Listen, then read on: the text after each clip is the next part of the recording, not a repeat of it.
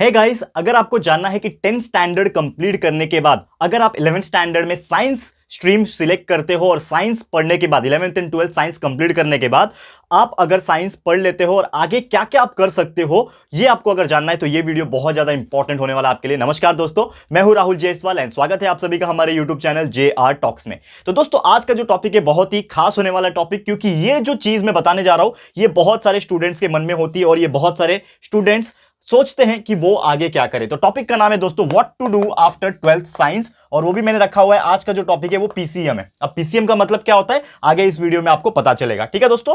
तो सबसे पहली बात, अगर आप 10th स्टैंडर्ड पास हो जाते हो तो आपके मन में ख्याल आता है कि मुझे साइंस लेना चाहिए, आर्ट लेना चाहिए, कॉमर्स लेना चाहिए। और majority of students according to a survey माना यह गया है कि मोर देन 50% जो लोग हैं वो साइंस स्ट्रीम जो है सिलेक्ट करते हैं। तो साइंस स्ट्रीम जो होता है बहुत ही वास्ट होता है, यानी बहुत बड़ा स्ट्रीम है, उसमें बहुत सारे करियर अपॉर्चुनिटीज होता है, आगे आपको चूज करने होते हैं। तो अगर आपने 11th में साइंस ले लिया, 11th एंड 12th अगर आपने साइंस कंप्लीट कर दिया, फिर असली खेल शुरू होता है कि एटलीस्ट मैंने 12th साइंस कंप्लीट तो कर लिया, लेकिन उसके बाद मैं क्या करूं, बहुत सारे रास्ते हैं, कहां जाऊं मैं। तो ये सवाल का जवाब आज इस वीडियो में आपको मिलने वाला है। तो ध्यान से देखिएगा, इसमें बहुत सारी चीजें मैं बताने वाला हूं कि कौन से आपके फील्ड हो सकते हैं, किसमें कैसी जॉब अपॉर्चुनिटी हो सकती है वो भी बताऊंगा। एंड साथ ही में ये जो PCM है, PCM का मतलब होता है दोस्तों फिजिक्स, केमिस्ट्री एंड मैथ्स।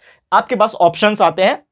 तो अगर 12th में आपको दो ऑप्शंस मिलते हैं, मेनली अगर देखा जाए there are two options are there, that is एक होता है आपका PCM एंड दूसरा होता है PCB, यानी कि आप फिजिक्स केमिस्ट्री मैथ्स लेके ही आगे बढ़ सकते हो 11th एंड 12th में। दूसरा होता है फिजिक्स केमिस्ट्री बायो लेके आप आगे बढ़ सकते हो, और एक दोनों का कंबाइन भी होता है जिसको हम लोग PCMB भी बोलते हैं। तो ये तीनों ऑप्शंस रहता है। तो अगर आपने PCM स्ट्रीम सिलेक्ट किया हुआ, यानी कि आपने जो सब्जेक्ट चूज किया है 11th एंड 12th में, उसमें से फिजिक्स केमिस्ट्री और मैथ्स आपके पास है, और आप अगर पढ़ने वाले हो या फिर आप पढ़ चुके हो दोस्तों, तो ये वीडियो आपके लिए बहुत ज्यादा इंपॉर्टेंट है, ठीक है दोस्तों। तो चलिए शुरुआत करते हैं क्या क्या करियर अपॉर्चुनिटीज आपके लिए हो सकती है। ओके, नंबर 1, सबसे पहले जो सबसे ज्यादा लोग जो करते हैं अगर देखा जाए तो 12th साइंस कंप्लीट होने के बाद वो एडमिशन लेते हैं BSc में। What do you mean by BSc? सबसे पहला, सबसे कॉमन मैं लिखा रहा हूं यहां पे, तो BSc का मतलब होता है bachelor in science, bachelor of science, जो बोलना है बोल लो। तो बैचलर ऑफ साइंस करते हैं, और ये बैचलर ऑफ साइंस जो होता है ये बहुत सारे डिपार्टमेंट में होता है। और मेनली बात करें, आपका सब्जेक्ट जो है PCM है, तो आप फिजिक्स में BSc कर सकते हो,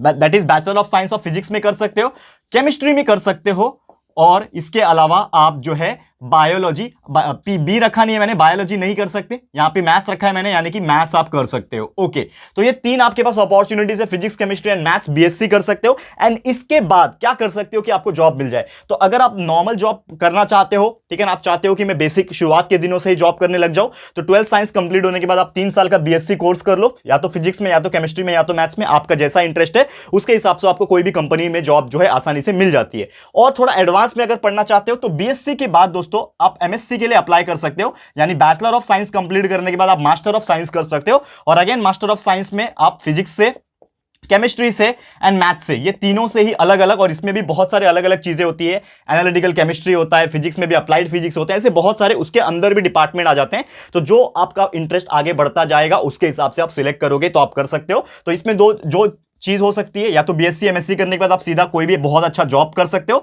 या तो आप टीचर भी बन सकते हो। अगर आप कोई भी स्कूल या फिर कॉलेज में पढ़ाना चाहते हो तो बन सकते हो, ठीक है। टीचर जो होता है मोस्ट कॉमन जॉब होता है, ठीक है। अगर आपको थोड़ा भी टीचिंग में इंटरेस्ट है तो आप वो चीज कर सकते हो। तो ये तो बात हो गया हमारा किसका, BSc का। अब BSc के बाद अगर आप MSc करते हो तो एक रास्ता आपके पास और होता है, जो कि होता है MBA, यानी कि अगर आप मैनेजमेंट में घुसना चाहते हो, यानी कि आपने BSc कर लिया, BSc के बाद अगर आपको MSc यानी साइंस में नहीं रहना है, आपको अपना स्ट्रीम जो है चेंज करना है, तो आप सीधा BSc के बाद जो है MBA कर सकते हो, यानी मास्टर ऑफ बिजनेस एडमिनिस्ट्रेशन जो होता है, MBA जिसको बोलते हैं। तो अगर आप बिजनेस लाइन में जाना चाहते हो, मैनेजर लेवल पे काम करना चाहते हो, तो आपके लिए ये बहुत ज्यादा इंपॉर्टेंट हो जाएगा। तो ये था हमारा सबसे पहला पोस्ट, और इसमें भी बहुत सारी चीजें जो मैंने बताई ये आपको समझ में आ गया होगा, उम्मीद करता हूं। आगे बढ़ते हैं दोस्तों, जो कि हमारा सेकंड नंबर पे मैंने क्राइटेरिया रखा है, जो सबसे ज्यादा लोग करते हैं और आप लोग को भी करना चाहिए अगर आप इंटरेस्टेड हो, जो कि है आपका इंजीनियरिंग। यानी कि 12th पढ़ने के बाद, 12th में आपने अगर PCM यानी कि फिजिक्स केमिस्ट्री मैथ्स से अगर पढ़ाई की है, तो आप जो है इंजीनियरिंग कर सकते हो, इंजीनियरिंग में अपना करियर बना सकते हो।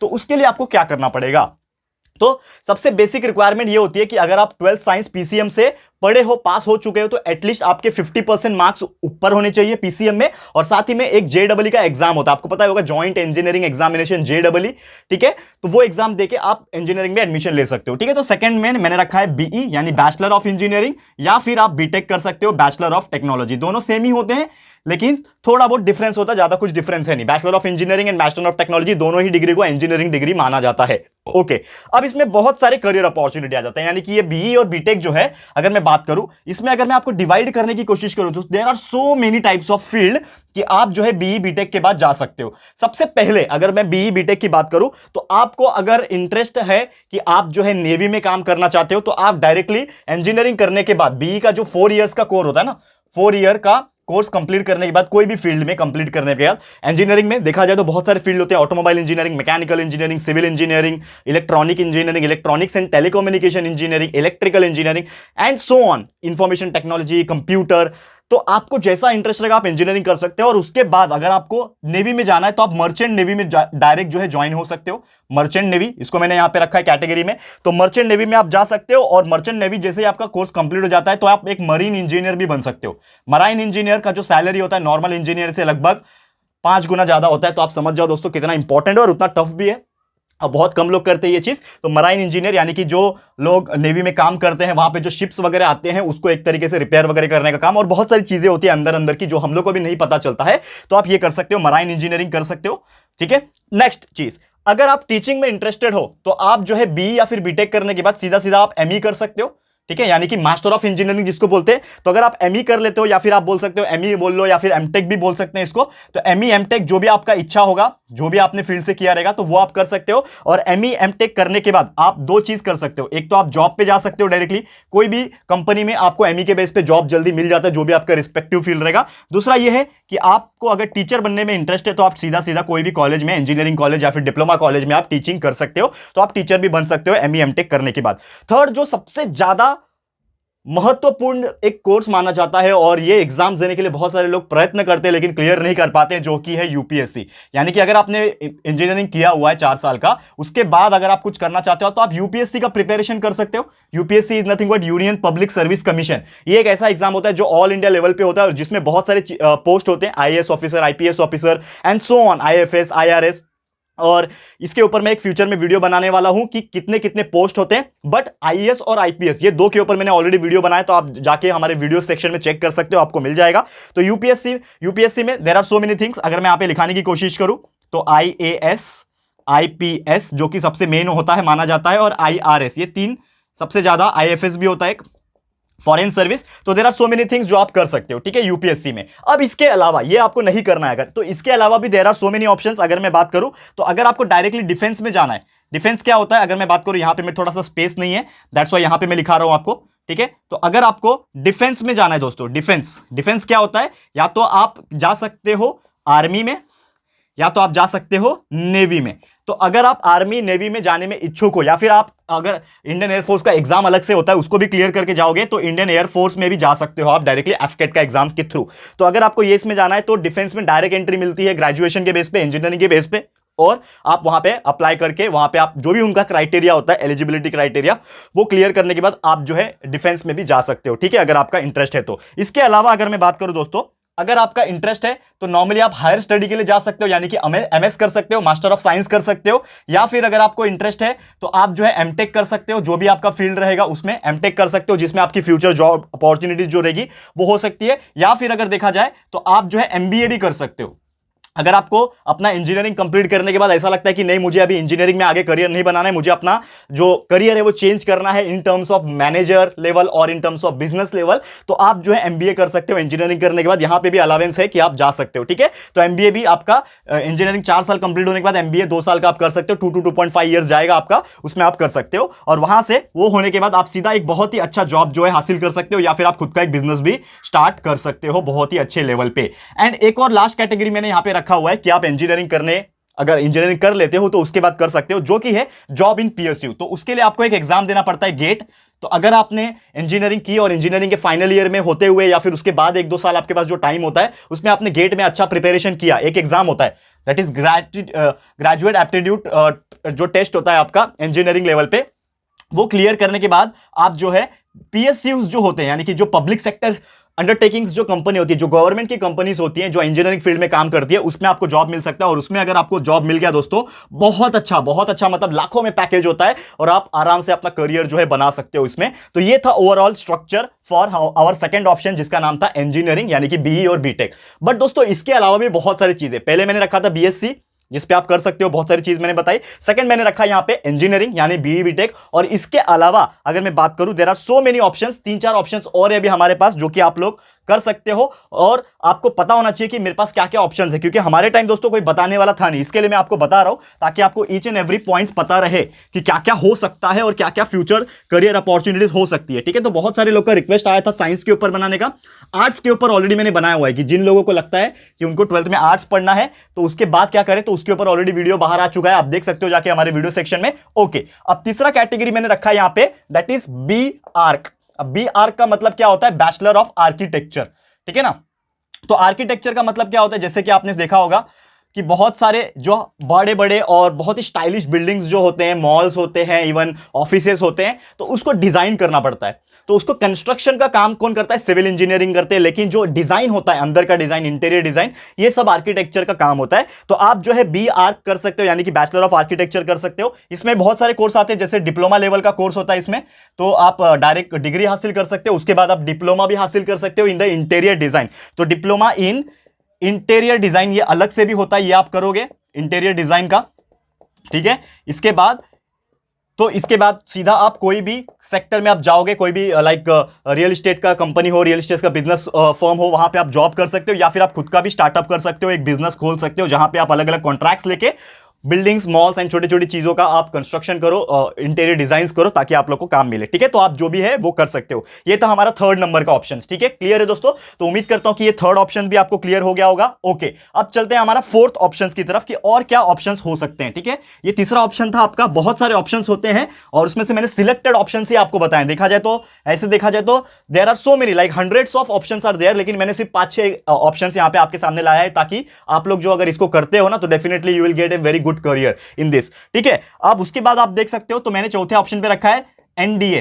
ठीक है, तो एनडीए इज नथिंग बट, एक क्या होता है, डायरेक्ट एंट्री होती है। जैसे कि आपको बताया था मैंने कि आप साइंस अगर पढ़ते हो, तो आपको अगर डायरेक्टली आर्मी, नेवी और एयरफोर्स में अगर जाना है, ठीक है, डायरेक्टली आपको अगर आर्मी में इंटरेस्ट है, नेवी में इंटरेस्ट है, या फिर एयरफोर्स में इंटरेस्ट है, तो आप डायरेक्टली एनडीए के थ्रू जो होता है दोस्तों, तो आप आर्मी में, नेवी में और एयरफोर्स में अप्लाई कर सकते हो। तो अगर आपको अपना करियर लाइक उसमें डिफेंस में बनाना है, तो आप डायरेक्टली यहां के थ्रू भी जा सकते हो, इंजीनियरिंग करके भी जा सकते हो, यहां से भी डायरेक्टली जा सकते हो। तो ये आपको बहुत ज्यादा काम आएगा। ठीक है, एक और मैंने रखा है यहां पे 5वें नंबर पे, ये तो फोर्थ हो गया, बहुत सिंपल सा फंडा इसका। 5वें नंबर पे रखा है, जो कि बहुत ज्यादा डिमांडिंग है आज के डेट में, जो कि ये दोस्तों होटल मैनेजमेंट डिग्री।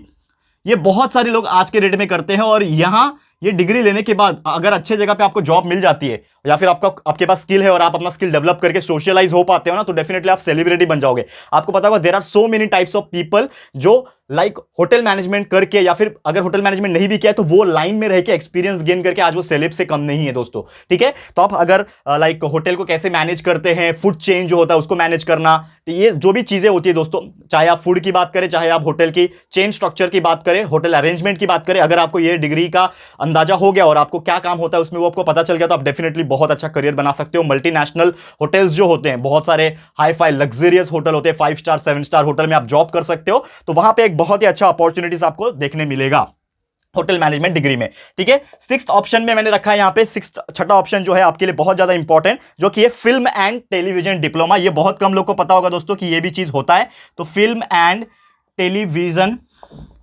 डिप्लोमा, ये एक ऐसा कोर्स है दोस्तों जिसको हम लोग बोलते हैं